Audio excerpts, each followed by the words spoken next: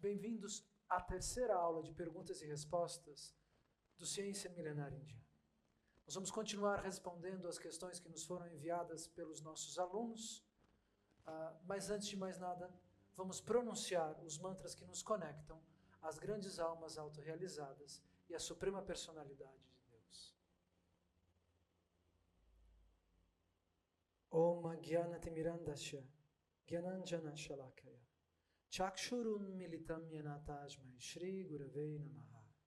He Krishna Karuna Sindhu Dina Bandho Jagatpate Gopesha Gopika Kanta Radha Kanta Namostute Tapta Kanchana Gourangi Radhe Vrindavaneshwari Vrishabhanu Sute Devi Pranamami Hari Priye Vanchakalpa Tarubhyascha Kripa Sindubhya Evacha Patitanam Pavanebhyo Vaishnavibhyo Namo Namaha. Shri Krishna Chaitanya Prabhu Nityananda Shri Advaita Gadadhara Shri Vasadi Gaura Bhakta Vrinda Hare Krishna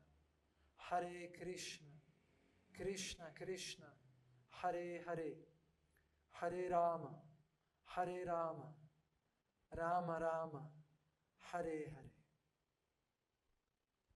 Nós vamos começar com a pergunta: o que significa a palavra Vedanta? É muito comum encontrarmos na internet ou nos livros védicos a palavra Vedanta. Muito bem, nós sabemos que Veda, em sânscrito, significa conhecimento. Portanto, a literatura védica, tautologicamente, sem precisar de mais subtítulos, é conhecida como o conhecimento. Isso significa que não há nada abaixo e nem acima dele, não é? A não ser que trate-se de especulações relativas a diferentes personalidades individuais, opiniões pessoais. Muito bem. A palavra Veda significa conhecimento, Anta, em sânscrito, significa final, conclusão. Não é? Então, com a palavra Vedanta, nós entendemos a conclusão relativa ao conhecimento eterno. É por isso que, por exemplo, alguns grandes mestres têm como título, não é, o nome Bhakti Vedanta. Eles são versados nas conclusões perfeitas do conhecimento acerca da devoção. Não é? O meu mestre espiritual, o professor, o grande guru aos pés do qual eu me sentei na Índia, a pessoa mais humilde, sincera, gentil, profunda e cheio de conhecimento que eu jamais encontrei em toda a minha vida, tinha como título Bhakti Vijnana, não é? Diferente de Bhakti Vedanta. Ele tinha realização perfeita e espiritual acerca da devoção. Não é? São diferentes títulos que correspondem a diferentes níveis espirituais, a diferentes percepções internas em relação ao processo espiritual descrito no Bhagavad Gita. Muito bem, voltando à palavra Vedanta. Nós conhecemos, por exemplo, um famoso tratado filosófico chamado Vedanta Sutra, de autoria do mesmo Vyasadeva, que escreve o Bhagavad Gita, o Mahabharata e os Puranas. O Vedanta Sutra é considerado a conclusão do conhecimento védico, mas ele também requer um comentário. Não é? O comentário ainda mais que perfeito, não é, da literatura indiana ao Vedanta Sutra é conhecido como Srimad Bhagavatam, o sagrado Purana, o sagrado livro, o antigo livro sagrado da devoção a Deus. Muito bem. A conclusão da literatura védica, não é, na verdade, é igual a compreender a pessoa do infinito. Portanto, Vedanta também significa alcançar a compreensão perfeita sobre o Supremo. É por isso que o Purana da devoção a Deus é considerado o mais perfeito comentário ao Vedanta Sutra. Pois no Purana da devoção, nós vamos entender, além da biografia de todas as personalidades principais deste nosso universo material, incluindo o Sr. Brahma, o Senhor Shiva, Vishnu, nós vamos entender os passatempos eternos de Krishna dentro da matéria. E por que eles são considerados o non plus ultra, não é? O ponto mais elevado da manifestação divina dentro da realidade cósmica. Isso tudo está explicado no Srimad Bhagavatam. Portanto, Vedanta significa a conclusão da literatura indiana, não é? Em relação à personalidade do Absoluto. O que nós devemos concluir então? Ao ouvir falar sobre como é feita a matéria, sobre os 5 elementos, sobre o Samkhya, não é? A metafísica indiana, sobre coisas mais materiais, como os Vedangas, não é? A astrologia e outras ramas do conhecimento transcendental, o que é que nós devemos compreender? Essa literatura possui centenas de milhares de páginas. Não é, como nós já dissemos, uma literatura que se resumiria num livro ou numa única estante ou numa única biblioteca. Ela toca todos os aspectos da natureza material, cósmica e espiritual. Portanto, justamente, ela mesma contém o seu resumo, a sua síntese, o seu significado último. Este significado último, para aqueles que alcançam um nível da devoção, é a relação perfeita entre a alma individual e o Supremo Shri Krishna. Muito bem. Nós vamos agora ver a próxima pergunta. Não é? Qual a diferença entre o ciência milenar indiano e os professores que ensinam Advaita Vedanta? Muito bem. A palavra Vedanta acabou se tornando sinônimo de uma expressão mais moderna, mais recente do que os originais manuscritos indianos, que fala, que segue a linha de uma encarnação do Senhor Shiva, chamada Shankaracharya. Muito bem. Nesta encarnação, o Senhor Shiva propõe uma diferente versão interpretativa dos manuscritos. Existe um mantra famoso na literatura védica, em sânscrito, que diz Aham Brahmasmi, que os Vaishnavas, aqueles que têm conhecimento acerca da Suprema Personalidade de Deus, vêm traduzindo ao longo de mais de 5.000 anos como o verdadeiro eu é espiritual. Não é? A identidade de cada um de nós não é material, é consciência eterna. Quando Shankara vem ao mundo, ele vai propor um teste para a civilização de Kali Yuga.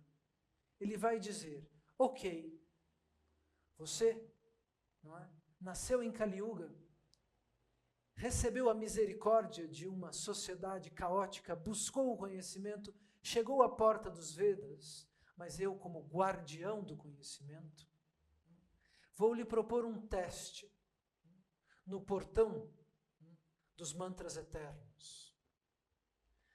Shankara vai dizer, Aham Brahmasmi pode ser interpretado como o eu é Deus. Eu sou igual a Krishna. E por que ele faz isso?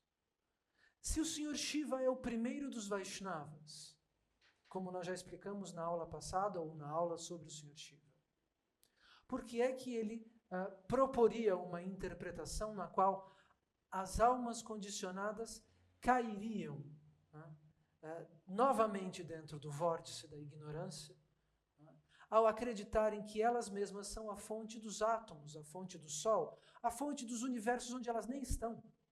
Não é? A literatura védica diz que existem 10 elevado a 60 universos iguais ao nosso. Como é que a alma que estaria aqui dentro poderia ser a fonte de um universo longínquo e distante da onde ela está presa?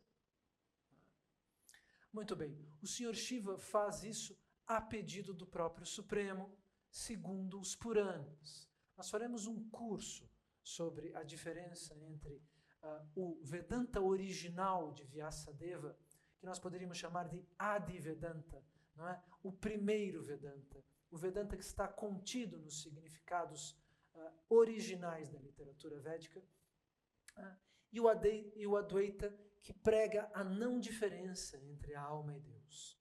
Nós falaremos em detalhes e mostraremos essas passagens dos Puranas, onde o Senhor Shiva comenta, com a própria potência da ilusão material Mahamaya, que ele é solicitado por Krishna para interpretar o papel de Shankara dentro da realidade material. E que ele implora ao Supremo para que Krishna não lhe peça tal favor. Ele diz: como é que eu poderei negar a tua existência eterna? Krishna diz: isso é necessário para o processo de purificação das almas condicionadas. Elas precisam enfrentar o delírio de imaginar que elas são iguais a mim, para se purificarem através das encarnações que seguem karmicamente esta versão invejosa da literatura original, não é? Tal ignorância. Não é? É preciso que a alma saiba que ela não é igual a mim. E, portanto, ela precisa ser convidada, não é? A acreditar nisso, não é? E assim demonstrar se ela já está no nível de reconhecer a minha existência eterna, se ela já pode se apaixonar por mim e retribuir o meu eterno amor. Ou, não é?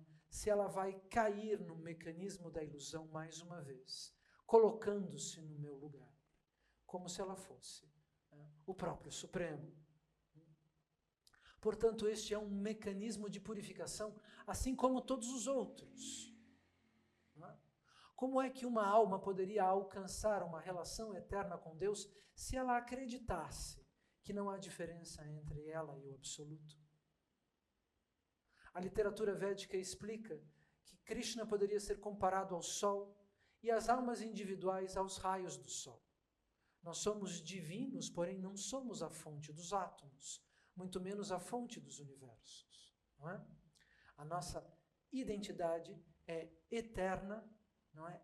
É manifestação do conhecimento e da bem-aventurança espiritual. Porém, nós somos infinitesimais, enquanto Krishna é estas três características de maneira infinita e absoluta. Assim como os Vaishnavas explicam, ele é como o Sol e nós somos como os raios do Sol. Assim como um filho não pode ir para o banco e assinar um cheque no nome dos pais, pois ele estaria cometendo um crime grave que precisaria ser punido ou corrigido, não é? Pela autoridade paterna ou pela autoridade civil. Não é? Krishna vai conduzir estas almas que caem nesta ilusão a perceber seu equívoco através das encarnações futuras. Isso prova, isso explica, na verdade, o fato de que os professores de Advaita Vedanta nunca dizem para onde vai a alma na próxima encarnação. Eles dizem sempre: não se preocupe com isso. Preocupem em alcançar felicidade aqui e agora, o que é muito parecido com o conselho da cigarra à formiga. Não se preocupe com o seu futuro cósmico. Viva o presente e acabou, não é? Para quem já está entendendo que a eternidade, para nós, representa uma sucessão de vidas, e que isto leva a alma individual a alcançar uma forma espiritual eterna com a qual se relacionar com Deus, este conselho não é inteligente. É como dizer a uma criança: não vá para a escola. Não se pergunte o que você vai ser quando crescer. Inclusive, isso existe, não é? Hoje em dia, recentemente eu vi publicado numa dessas redes sociais: no futuro o diploma não importará, importará somente a pessoa. Não é? Então nós teremos analfabetas em todos os lugares da sociedade, dirigindo empresas, ensinando crianças a aprender a ler. Não é? Não importa se você aprendeu a dirigir ou não, suba no carro e saia dirigindo. Este não é um conselho de um sábio. O sábio sabe que nós somos eternos e ele vai nos explicar o nosso destino transcendental. e nos amparar, nos ensinar como caminhar dentro do infinito, para que nós não nos precipitemos dentro do cosmos em encarnações aleatórias, sem imaginar que existam mundos que não alcançam, que não recebem a luz solar. Os Vedas explicam isso, não é? Então, afirmar que somos Deus nos leva a encarnações que têm o desejo de manipular civilizações. Isso não é a posição de um adulto. Um adulto assume tanto os próprios deveres quanto as próprias responsabilidades. Ele assume as próprias bênçãos, as próprias qualidades, as próprias capacidades e as próprias limitações. Nós precisamos assumir a existência do Supremo, aceitar a sua potência eterna e nos render a Ele para que Ele nos transmita, como uma forma da sua misericórdia, o conhecimento acerca dele e o amor por ele. Portanto, aqueles que já descartaram em vidas passadas o sedutor ensinamento de que nós somos iguais a Deus, Krishna explica no Bhagavad Gita que o objetivo da vida é Bhakti, a relação amorosa e eterna com a sua pessoa transcendental. A ciência milenária indiana é muito diferente das escolas que ensinam o Mayavadismo ou o Vedanta Advaita, pois nós não ensinamos ninguém a delirar com uma onipotência que é incapaz, inclusive, de alcançar a próxima encarnação de si mesma. Se uma alma não consegue programar, não é, aonde ela precisa se manifestar para continuar a servir a eternidade, continuar a servir a Krishna, como é possível que ela tenha consciência de que ela é Deus? Êxtases momentâneos, a ação de poções psicotrópicas, não é? Sonhos, hologramas sensoriais, nada disso prova que nós somos a fonte da realidade eterna. Somente o conhecimento daqueles que se renderam aos pés de Krishna e aos grandes mestres explica o que nós estamos explicando aqui no Ciência Milenária Indiana. Quando nós levamos a vocês aulas como a geometria sagrada e as formas do infinito, o poder da astrologia, aulas que explicam a história da civilização humana como a secreta origem da civilização, a verdadeira origem da cultura, nós fazemos um quebra-cabeça gigantesco encaixar de maneira exata, de maneira científica. Não é? Isso não é possível para aqueles que não acompanham as nossas aulas ou para aqueles que competem com Krishna, que querem se igualar ao Supremo. A não ser que eles copiem o conteúdo das nossas aulas, eles não seriam capazes de explicar o que é a geometria eterna. Eles não seriam capazes de explicar o que é a humildade. Eles não seriam capazes de ensinar seus alunos a programar as próximas vidas em função de uma aproximação com o infinito.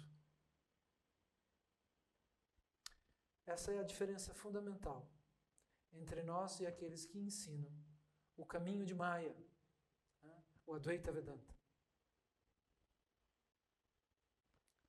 Qual a posição constitucional da alma condicionada?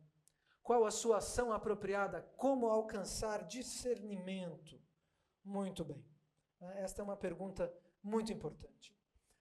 O Jaiva Dharma, o Bhagavad Gita, o Srimad Bhagavatam, o Purana do amor e da devoção a Deus, são muito claros a respeito. Não é? A posição constitucional da alma é ser um amoroso servidor eterno do Supremo. Nós existimos para servir a Deus com o nosso amor, com a nossa a adoração transcendental e receber dele os êxtases relativos a essa troca amorosa. Não é? Nós poderíamos dizer isso também sobre a pergunta passada. Não é? Enquanto o Advaita Vedanta vai dizer, não é, que a felicidade está em nós mesmos, os bhaktas, os devotos de Krishna, não é, aqueles que seguem as almas autorrealizadas, vão dizer que a felicidade está dentro de nós, sim, mas através de uma relação de amor com Deus.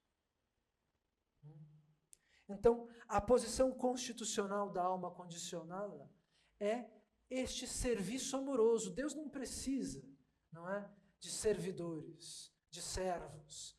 Né? Ele nem precisa de amor, pois ele é a pessoa do amor transcendental. Mas, por ele ser o Supremo, ele manifesta todas as características positivas da existência, inclusive a misericórdia. Portanto, ele irradia esse amor, ele irradia conhecimento, e ele irradia uma relação individual com cada um de nós. Esta é a maneira como ele é infinito. Não é? Retribuindo o nosso amor individualmente com incontáveis, incalculáveis átomos de consciência. Não é? Enquanto ele é um, nós somos infinitos, incalculáveis. Por isso também ele é comparado ao Sol. Literalmente existe um raio que vai do centro do coração de Krishna ao centro do seu coração. E a nossa função é ceder a esse amor, aprender as regras desse amor. Mergulhar de maneira correta, não como nós imaginamos que seja, mas como ele deseja ser amado, não é, nesta relação eterna. Portanto, a posição constitucional da alma, o Nitya Dharma da alma, da Jiva, é servir amorosamente, eternamente ao Supremo.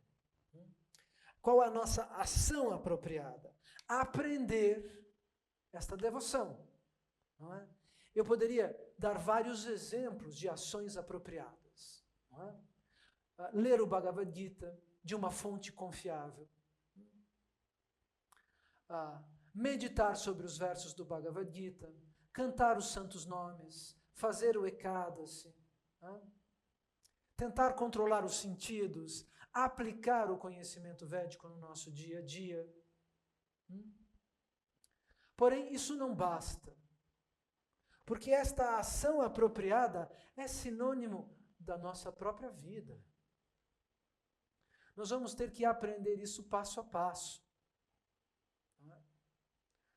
Há como uma dança entre nós e Krishna. E esta ação apropriada, ela vai se purificando dia a dia. Através das oportunidades de conexão que nós temos com este conhecimento. Através da oportunidade que nós temos de conexão perfeita com este conhecimento.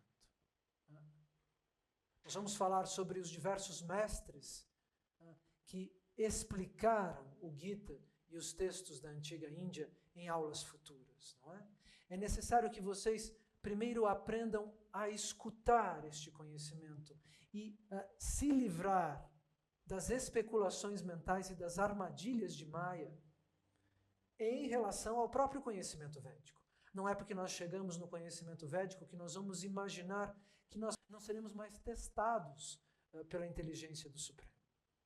Nós continuaremos a demonstrar o que compreendemos dia após dia. E esta ação apropriada será aprendida durante este processo. A cada semana nós corrigimos alguma coisa. A cada mês nós aceitamos às vezes uma pequena crise filosófica interna e vamos reler o capítulo que nós achamos que já tínhamos compreendido e vamos perceber que os significados eram ainda mais profundos. E daqui a 2, 3 meses recomeçamos com o mesmo capítulo e percebemos que não havíamos mergulhado ainda o suficiente 3 meses atrás. Não é? é uma relação que vai se construir com o tempo. É normal que nos primeiros meses, lendo o Gita, alguém diga, então o que é que eu tenho que fazer? Como é que eu tenho que agir? Eu não sei mais. Estou confuso. O próprio Arjuna dirá isso para Krishna. Não por acaso. Não é? Esta confusão é necessária, ela vai desligar algumas amarras intrínsecas, alguns apegos profundos. Mas nós temos que ter paciência, pois trata-se de um processo espiritual e não de um passe de mágicas, como se propõe por aí afora.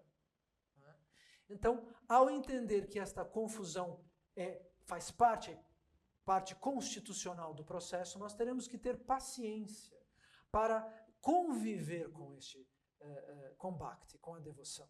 Não é? Hoje, por exemplo, uma das pessoas que está presente aqui não é, foi buscar um livro que nós estamos aqui tentando traduzir numa gráfica, não é? E nos ofereceu, por exemplo, de cobrir com as despesas da impressão deste livro que precisa ser traduzido, não é? Do seu próprio coração. Não é? Eu pensei até em dizer, não, eu não posso aceitar este favor, mas como eu vi que você fez isso com o seu coração, eu percebi que você desejou isso. Isso é a ação apropriada. É você se envolver com o processo e afetivamente aceitá-lo de qualquer tipo de maneira que ele possa ser. Entende? Nós servimos fazendo ekadasi, nós servimos ouvindo a aula. É a ação apropriada ouvir uma aula fidedigna. Obviamente, se nós vamos ouvir uma aula que esconde fanatismo, manipulação dos ouvintes e das pessoas relativas, das pessoas que estão envolvidas naquele grupo de estudos, isso não é apropriado. Isso é perigoso, mesmo que se trate de Krishna. Não é? Mas quando nós agimos espontaneamente do nosso coração, em relação ao que está sendo veiculado, é aí que acontece esta ação apropriada. Como eu tenho repetido nas aulas do Bhagavad Gita, é uma relação humana. Entende? Bhakti passa através de ações. Por exemplo, os alunos que estão aqui, gentilmente cozinharam, fizeram chá, não é? E prepararam banana cozida para o intervalo dessas gravações. Não é? É essa doçura em relação ao processo transcendental que vai nos transformando. Entendem? Quando eu fui morar na Índia e quando eu conheci Srila Gurudeva, eu me lembro do dia, e você já deve ter ouvido falar que eu tenho um probleminha aqui na coluna, não é? Em alguma aula do Gita, nós comentamos sobre isso. Não é? Um dia disseram, precisa limpar a cadeira dele, você quer? Não é? Eu sabia que eu receberia bênçãos positivas simplesmente por tocar em alguma coisa onde uma alma transcendental havia se sentado. Não é? Mas eu fiz porque eu quis ajudá-lo, eu fiz por amor a ele.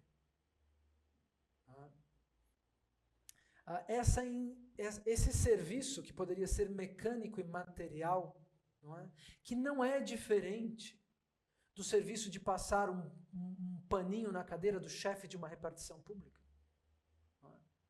Do ponto de vista do que o braço faz, não é? Da ação meramente material, é completamente outro quando se trata de fazer isso com amor, em relação a alguém que está ali existindo para distribuir este conhecimento, e só por isso. Não é? Gurudeva não tinha família, Gurudeva não é que ele não tinha paz, mas ele vivia para a distribuição do conhecimento. Ele se exercitou desta maneira dia após dia durante mais de 60 anos. Entendem? Quando nós nos relacionamos diretamente com o processo, é que o processo começa a fazer parte. E para vocês que estão em casa, o objeto do livro do Gita, anotar as aulas, fazer o Ekadasi com diligência, com atenção, com uma sensação de estar sendo abençoado por esta purificação sagrada, explicada nos manuscritos da mesma maneira que é explicada a física quântica, ou a arquitetura, ou o yoga, ou o conhecimento acerca do Supremo. Seguir o processo passo a passo. Aceitar esta desestabilização momentânea que acontece nos primeiros meses. Esta é a ação adequada. É o capítulo 2 do Bhagavad Gita que nós estamos explicando. Agir, continuar vivendo, interagindo com a matéria, mas colocando Krishna no centro desta ação. E purificando a maneira com a qual nós agimos em relação a ele.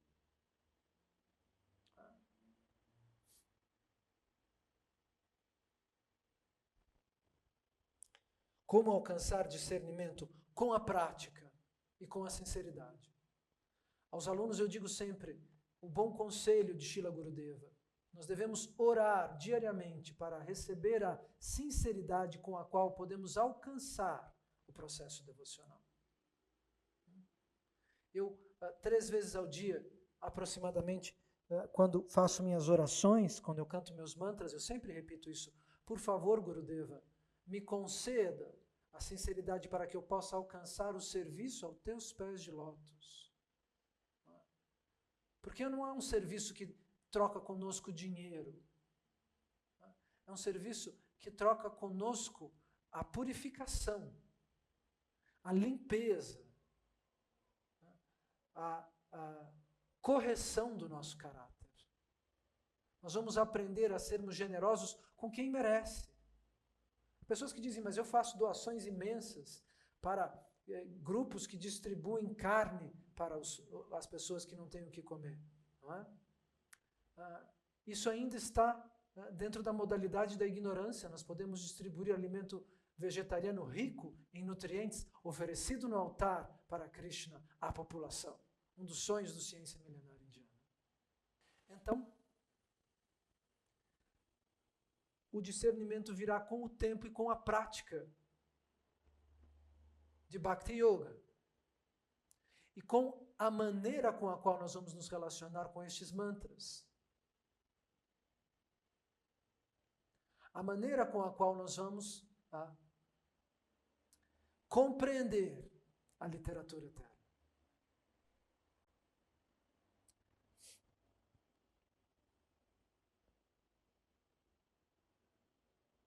Vamos para a próxima pergunta. É possível que alguém tenha memória de outras vidas?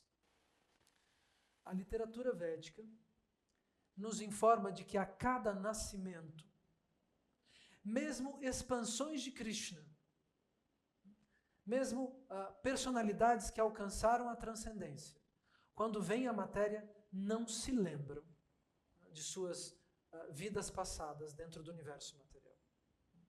Krishna diz pessoalmente isso a Arjuna. Arjuna, não é a primeira vez que nós descemos ao mundo material juntos.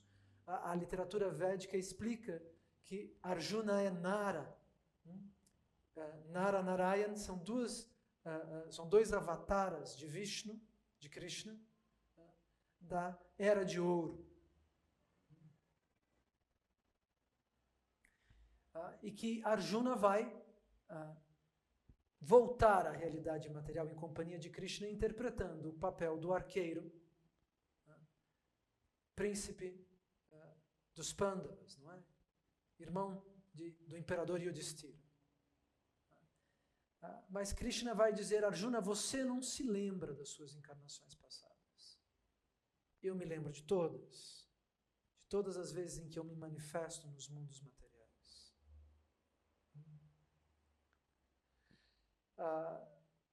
É uma modalidade do nascimento esquecermos-nos das vidas passadas.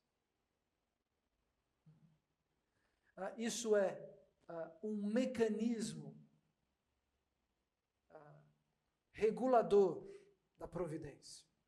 Nós teríamos dificuldade em levar adiante o nosso cotidiano se nos lembrássemos dos erros que fizemos no passado, não é? Em outras vidas. Muitas vezes sentimos arrependimento pela maneira como nos comportamos, não é? Com este ou com aquele, mesmo nesta vida. Imagina se carregássemos o arrependimento de todas as nossas encarnações. De que nos valeria nos lembrarmos de uma só? Segundo os Vedas, dentro do ventre, a criança sonha com suas últimas 100 vidas. Porém, no 7º mês, ela vai começar a se preparar para o nascimento. Segundo os Vedas, nesse 7º mês, o Paramatma, a expansão de Krishna no coração da entidade viva, se manifesta para a alma condicionada, que promete que se lembrará de Krishna assim que abrir os olhos na realidade material. Porém, o karma, o peso, a atração em relação à realidade material vai desviar a atenção do indivíduo neste novo corpo e conduzi-lo a se relacionar imediatamente com a matéria, como nós fizemos durante a infância e temos feito agora na nossa idade adulta. Muito bem. Então, segundo os Vedas, a resposta é não. Aqueles que se lembram, porém. Por que se lembram? De que fenômeno se trata? Peço permissão àqueles que tiverem experiências diferentes da que estão sendo explicadas aqui. Mais de uma vez nós explicamos ao público que nós não estamos aqui para confirmar o que as pessoas pensam ou imaginam ou sentem. Nós estamos repetindo o conteúdo dos Vedas de maneira científica e não fanática. Muito bem. Então, os Vedas vão dizer que existem hologramas espirituais, que muitas pessoas podem ver cenas, sentir inclusive a sensação da memória em relação àquela cena, mas que tal lembrança pode estar ligada à ilusão material, à Maya. Há algumas lembranças, sim, que podem vir de vidas passadas, mas a nítida memória específica, ela é muito rara. O Bhagavatam, o Srimad Bhagavatam, o Purana da devoção a Deus, descreve um caso bastante emblemático. O rei Bharata, que dá nome à grande Índia, um dos primeiros imperadores da Índia das eras antigas, ele vai reencarnar 3 vezes sucessivas com a memória de suas últimas vidas, porém ele já está para realizar Bhakti, ele já está para abandonar o ciclo material. O que é muito diferente das personalidades da nova era e de Kali Yuga. Ele está em outra era. Ele não está envolvido pelas armadilhas do nosso tempo. O que é muito diferente dos mestres de Kali Yuga, não é? Que sonham, que lembram, que acham ou que têm visões desse ou daquela realidade e que vão confirmar. Este é o ponto, este é o problema. As especulações das filosofias imperfeitas e as teorias dos falsos mestres em relação a tais povos, a tais civilizações, os semideuses, as entidades demoníacas estão todas descritas nos Vedas. E o objetivo da vida não é irmos para a 5ª dimensão, como nós já explicamos. Muito menos nos perdemos através dos nossos próprios sonhos, sensações e dos filmes que passam na nossa mente.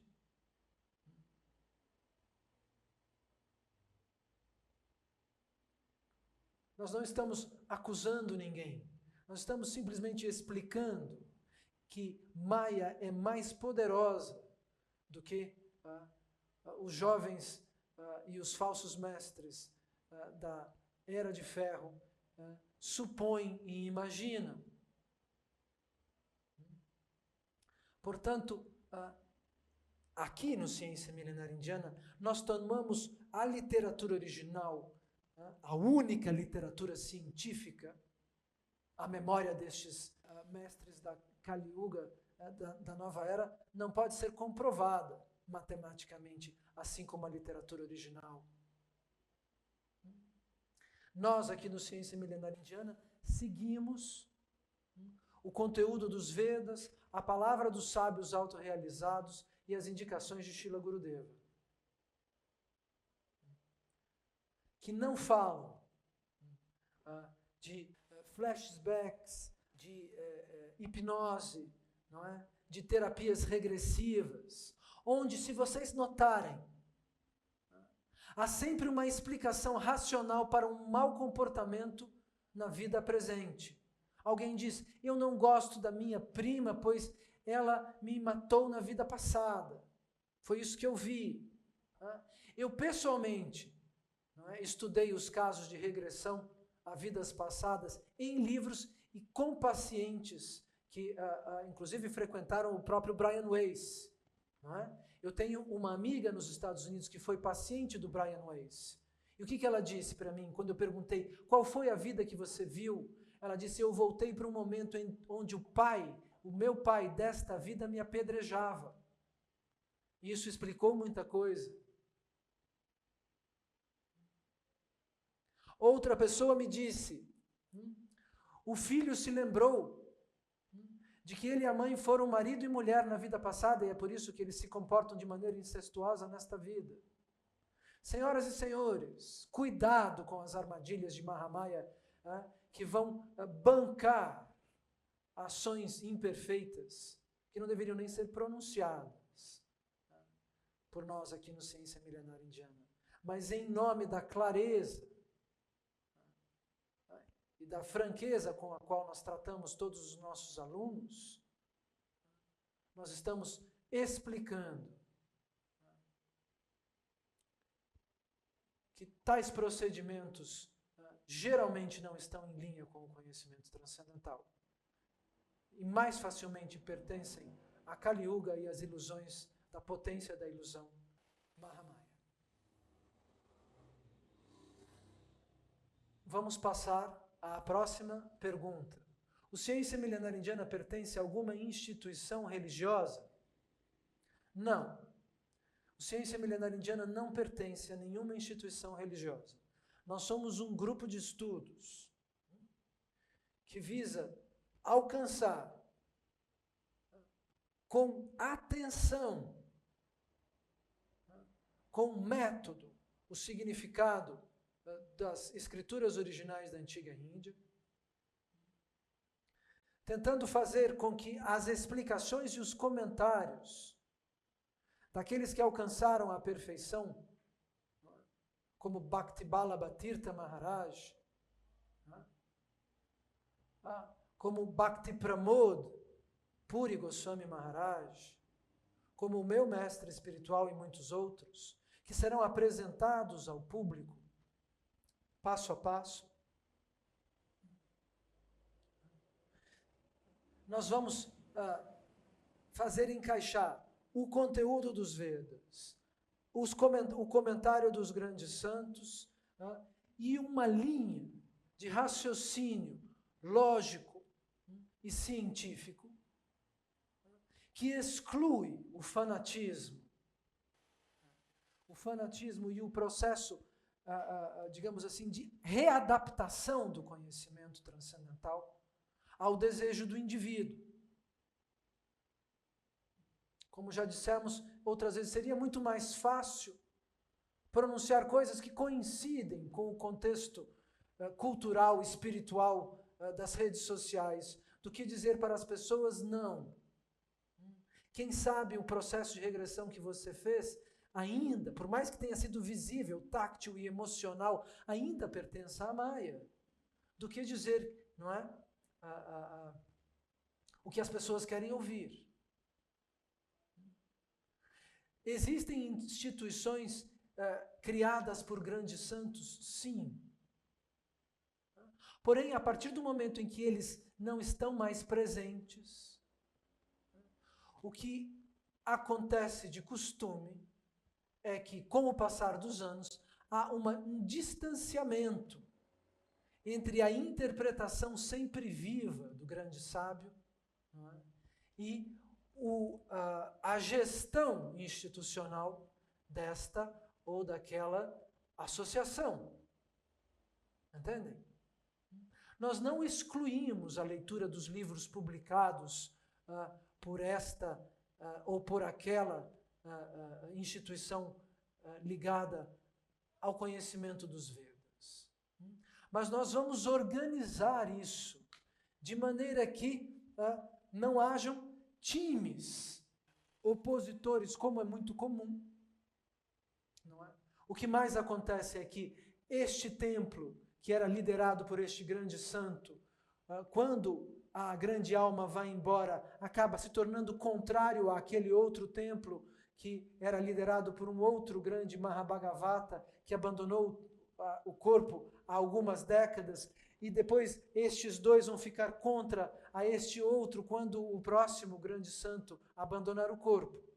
Entendem? É por isso que eu digo para vocês, esperem antes de sair do âmbito do ciência milenar indiana, para que vocês entendam quem são os grandes filósofos dos últimos 200 anos, o que realmente eles disseram, e para que vocês não caiam em bairrismos, em competições, ligadas, infelizmente, à maledicência e às vezes até à simples fofoca deste ou daquele grupo,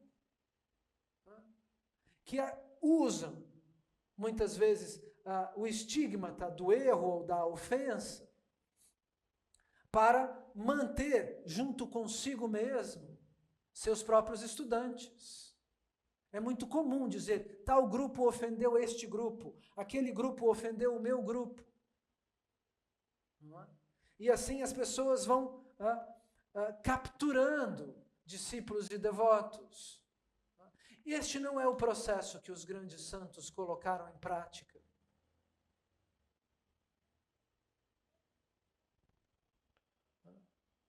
Apesar de muitas vezes terem sido levados a criar uma instituição, a abrir um templo ou mais templos, eles jamais pensaram em criar grupos que se dividem e competem entre si.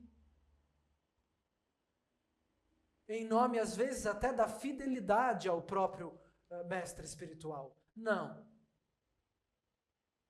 Sim, existem discrepâncias em alguns momentos que precisam ser evitadas, mas com consciência e estudo primeiro. Caso até aqui o Ciência Milenar Indiana tenha servido ao público, aos alunos, com uma metodologia racional, funcional, que deu bons resultados, eu sugiro que vocês continuem conosco até que vocês se tornem capazes de entender o panorama de uma cultura que não pertence à mídia, que não pertence, não é, ao consumo cultural ao qual nós estávamos acostumados. Não adianta pesquisar na internet, pois vocês não estão imunes aos bairrismos, às competições. O meu propósito não é fundar uma nova instituição, e sim ensinar para vocês como fazer o processo assim como eu o vi feito pelo meu Guru Maharaj. Superando as armadilhas da realidade material. Entendem? Respeitando aquilo que deve ser respeitado nesta ou naquela instituição e se afastando daquilo que é discrepante e que não se encaixa no ensinamento dos devotos puros. A próxima pergunta, como encontrar um guru fidedigno? Na verdade, esta é a grande questão. Em primeiro lugar, nós temos que estudar a vida dos gurus fidedignos. Não é? Por exemplo, de Bhaktivedanta Bharati Maharaj. em primeiro lugar, pois é ele a fonte do que está sendo transmitido aqui. Daqueles que ele apontou como grandes santos, Bhakti Balabatirtha Maharaj, Bhakti Pramod Puri Maharaj, Bhakti Vaibhav Puri Goswami Maharaj, Bhakti Rakshak Sridhar Maharaj, Srila Swami Maharaj, e muitos outros. Então, o convite, a resposta é esperar. Como encontrar um guru fidedigno? Esperando, estudando, se tornando apto como discípulo. Aqueles que querem em 1 ano, em 5 minutos, não é? Tomar iniciação e tentar sair correndo em busca de viver em Goloka Vrindavana, na verdade não amam a Krishna e não amam nem os seus representantes e os grandes sábios, pois o que eles querem é ir morar na realidade mais bonita. Muitas vezes é isso que está por trás dos primeiros anos de prática. Eu repito que trata-se de uma relação amorosa real. Para encontrar um grande guru, nós precisamos amar os gurus do passado, um a um, sem bairrismo, sem excluir este ou aquele, sem incluir aqueles que também são falsos gurus, isso não é apropriado. Portanto, vocês vão levar um certo tempo até entender o que entra e o que não entra. O Bhagavad Gita, o curso do Bhagavad Gita, tem como objetivo capacitar os alunos a reconhecer uma alma autorrealizada. Isso não significa acreditar que qualquer um tenha alcançado este nível.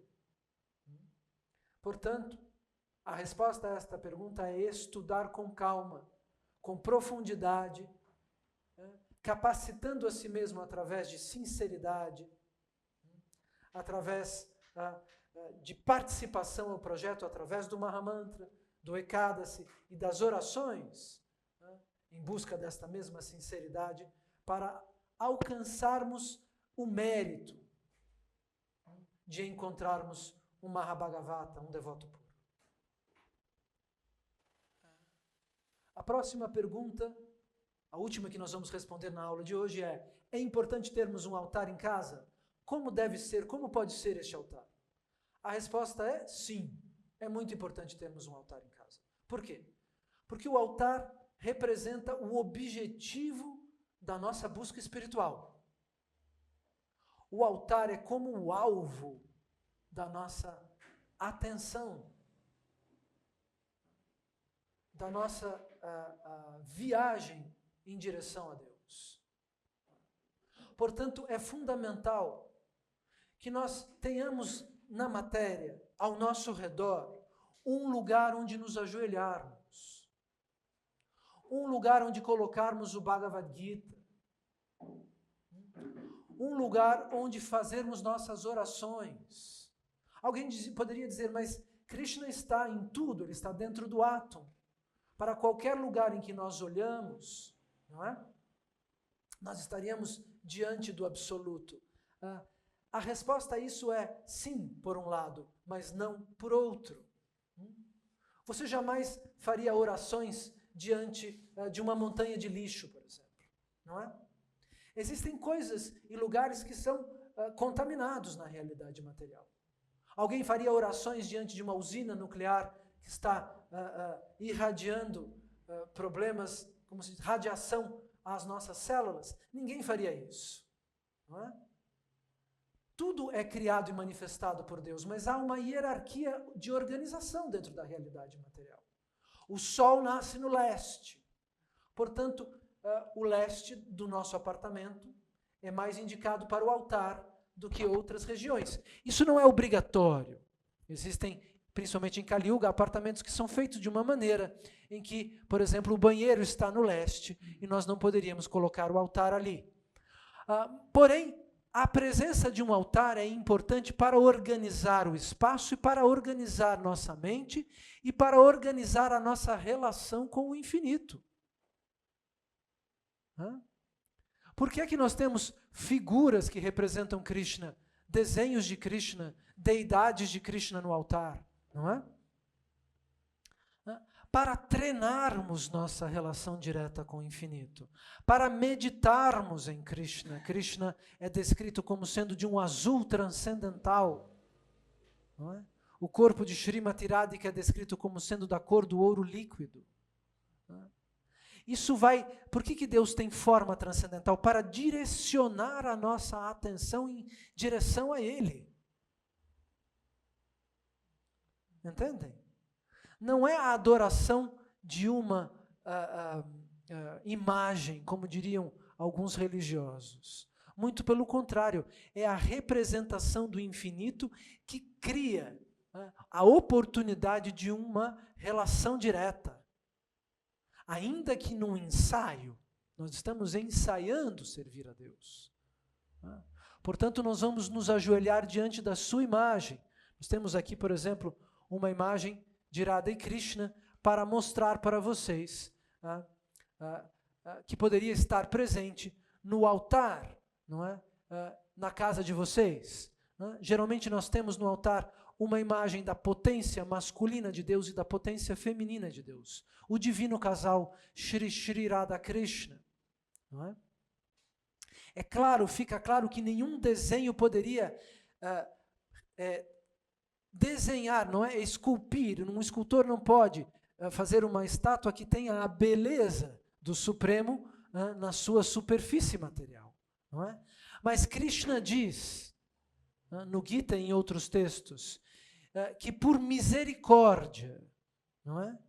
Ele vai penetrar o desenho, o quadro, a fotografia, pois ele é o absoluto, ele vai se identificar com aquela representação para nos dar a bênção de começarmos a treinar esta relação eterna.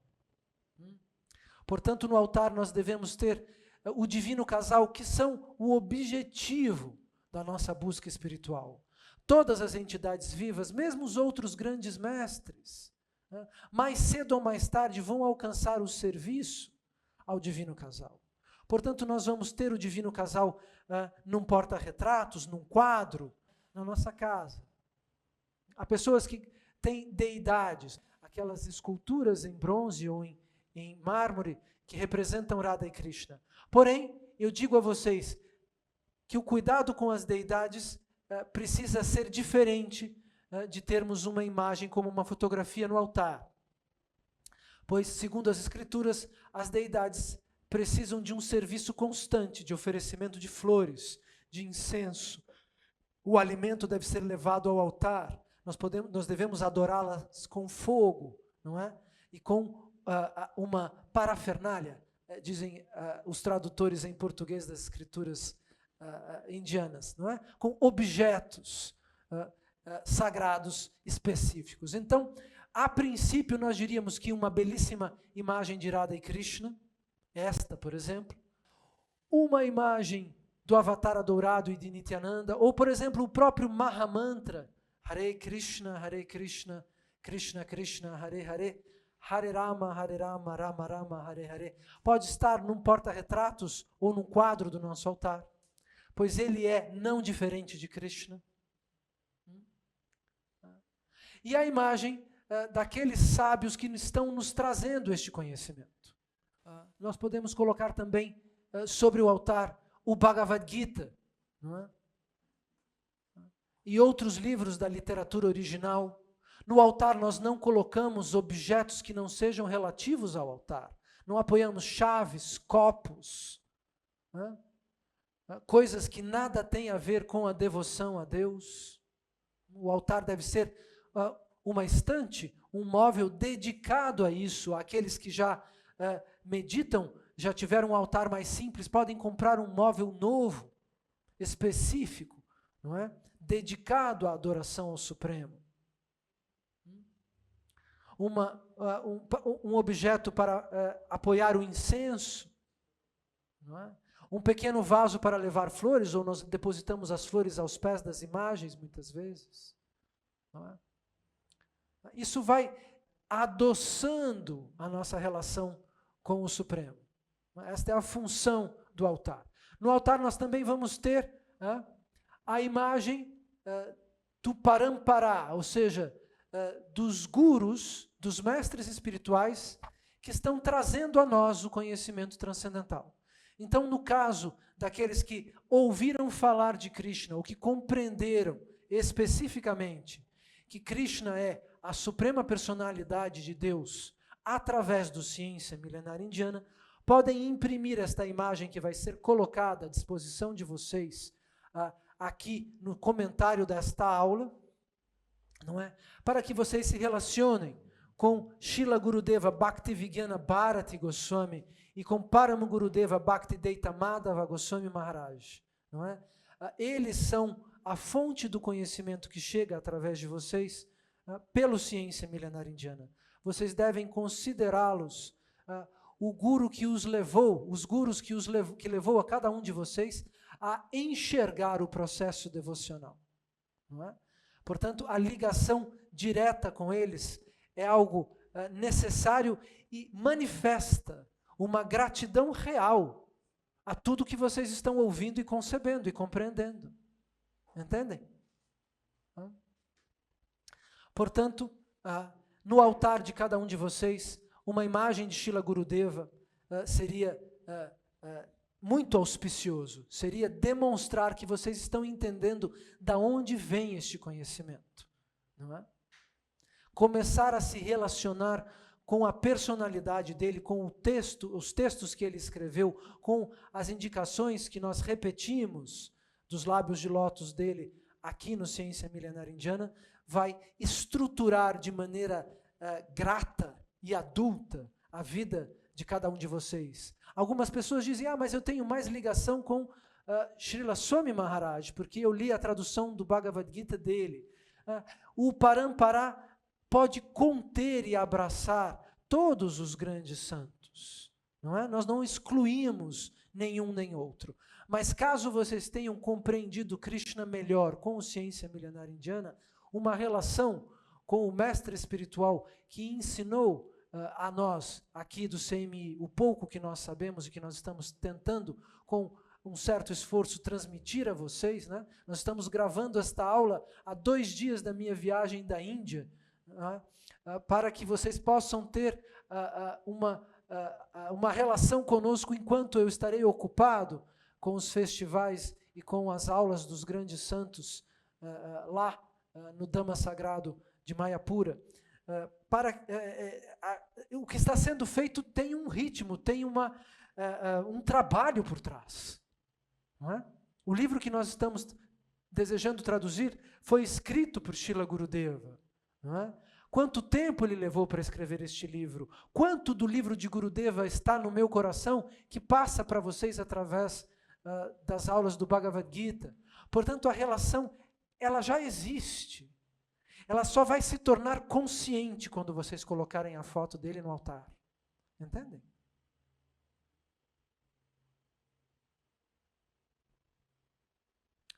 Então, nós já explicamos que para Krishna tudo funciona como uma molécula. O Ciência Milenar Indiana funciona como o capacho na frente do quarto deste grande santo. Nós somos os panfleteiros de Srila Gurudeva. Não porque nós desejamos levar vocês a se render a uma instituição, mas porque nós desejamos que vocês entrem em contato com a pureza de um conhecimento inédito.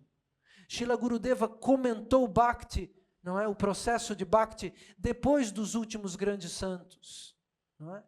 Então ele contribuiu a esclarecer ainda mais o que precisava ser esclarecido para a nossa sociedade.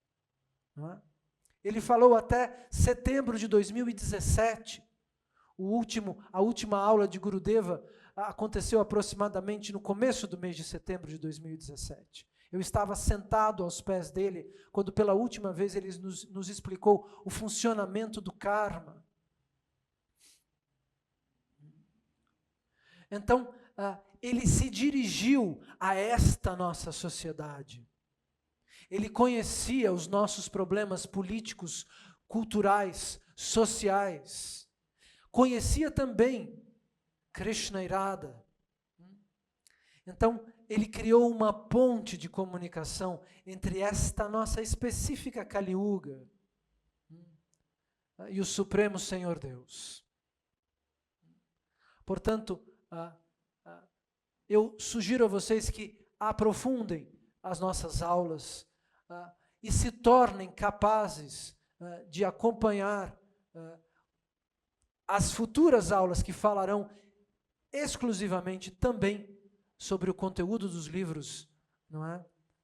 De Bhaktivedanta Bharati Maharaj Om Vishnupada, a personificação da misericórdia e do conhecimento que nós do Ciência Milenar Indiana tentamos servir cotidianamente. Através destas aulas, através do nosso cotidiano de ações que não aparecem na frente das câmeras, através do nosso coração, nós estamos nos comprometendo a isso diante de vocês, da melhor maneira possível, levar vocês, levar a mente de vocês, a inteligência de vocês, a compreender o percurso de Bhakti até a manifestação do último grande santo de que se tem notícias dentro da realidade material. Krishna jamais nos deixa sozinhos aqui. Portanto, no futuro nós veremos a manifestação de um outro Mahabhagavata. Porém, é muito melhor para todos se prepararem para este momento do que correr em direção a hipóteses e a opiniões aleatórias de grupos que se comportam de maneira bairrista e impondo a própria escolha aos demais. Vocês precisam alcançar o nível de discernimento necessário para reconhecer um Mahabhagavata, um devoto puro. Naquilo que está na nossa capacidade, nós nos empenharemos para que vocês consigam identificar uma personalidade como esta nos anos que virão. Não se preocupem com isso. Tenham paciência. Usufruam deste momento maravilhoso de apaixonamento. Existe isso em português? Talvez não. Né? De enamoramento com o Bhagavad Gita, com Krishna e com a mensagem de Srila Gurudeva. Não é? Eu agradeço a todos pela confiança mais uma vez e aos pés de Srila Gurudeva deponho os meus esforços e as minhas ações. Vancha kalpatarubhyascha kripa sindubhya evacha patitanam pavanebhyo vaishnavebhyo namo namaha. Shri Krishna Chaitanya Prabhu Nityananda Shri Advaita Gadadara Shri Vasadi Gaura Bhakta Vrinda Hare Krishna Krishna Krishna Hare Hare Hare Rama Rama Rama Hare Hare.